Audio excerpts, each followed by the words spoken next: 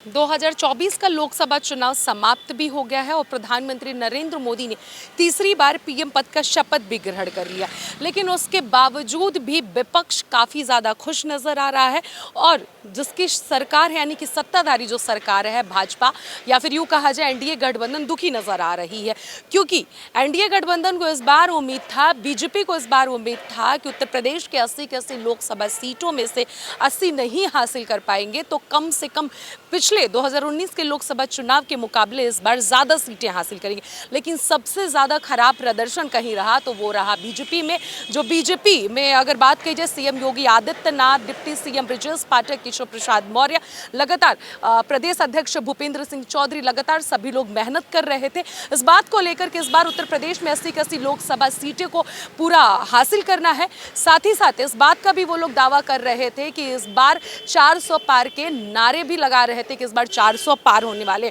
लेकिन इस वक्त जो तत्काल जो स्थिति चल रही है वो बहुत ही ज़्यादा निराशाजनक बीजेपी वालों के लिए चल रही है, क्योंकि 400 पार नहीं हुए और 240 पर ही बीजेपी सिमट गई और कुल मिलाकर एनडीए गठबंधन ने 293 या 92 के लगभग उन्होंने सीट हासिल की है। इस बीच अगर आरएसएस की बात कही जाए तो आरएसएस को लेकर ये कयास लगाया जा रहा था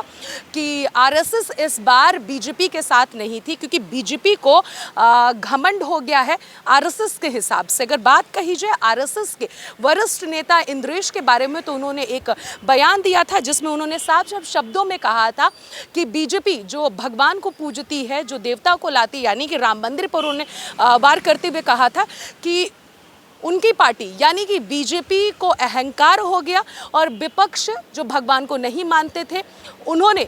उनकी जीत हुई, काफ़ी ज़्यादा सीट वो लाए जिनकी उम्मीद बहुत ही ज़्यादा कम बताई जा रही थी। इस बीच मोहन भागवत और उत्तर प्रदेश के सीएम मुख्यमंत्री योगी आदित्यनाथ के मिलने की कयास लगाई जा रही है कि आने वाला कल यानी कि 15 जून को उत्तर प्रदेश के मुख्यमंत्री सीएम योगी आदित्यनाथ अपने गढ़ यानी कि गोरखपुर में मोहन भागवत से मुलाकात करने वाले हैं, क्योंकि मोहन भागवत बीते बुधवार से गोरखपुर में मौजूद हैं। वहां पर शिविर चल रही है,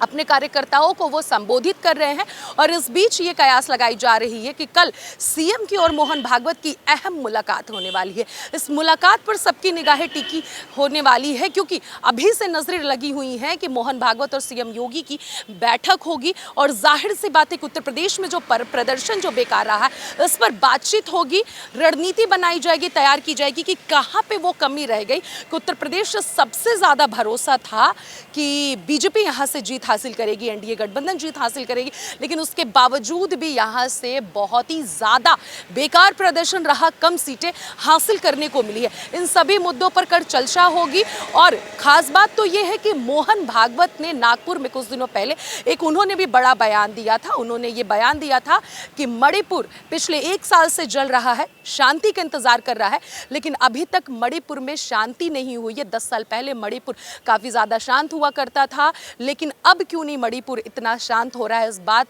इस बयान को लेकर और इंद्रेश जी के बयान को लेकर काफ़ी ज़्यादा चर्चा हो रही है कि बीजेपी से संबंध यानी कि आरएसएस का खराब चल रहा है, सही नहीं है। अब सीएम योगी आदित्यनाथ और आरएसएस प्रमुख मोहन भागवत की जो कल बैठक होने वाली है, मुलाकात होने वाली है, क्या रिश्ते में सुधार करने के लिए होने वाली है या फिर रिश्ता उन लोगों का बरकरार है, सही है, रणनीति पर बैठक होगी, मुलाकात होगी। अब ये कल पूरी रिपोर्ट सामने आएगी कि किस मुद्दे को लेकर हो रही है, लेकिन कयास यही लगाया जा रहा है कि उत्तर प्रदेश में प्रदर्शन खराब होने के बाद सीएम योगी आदित्यनाथ और मोहन भागवत मुलाकात कल करने वाले हैं। कैमरा पर्सन राकेश के साथ अनन्या मिश्रा, टीवी 24 लखनऊ।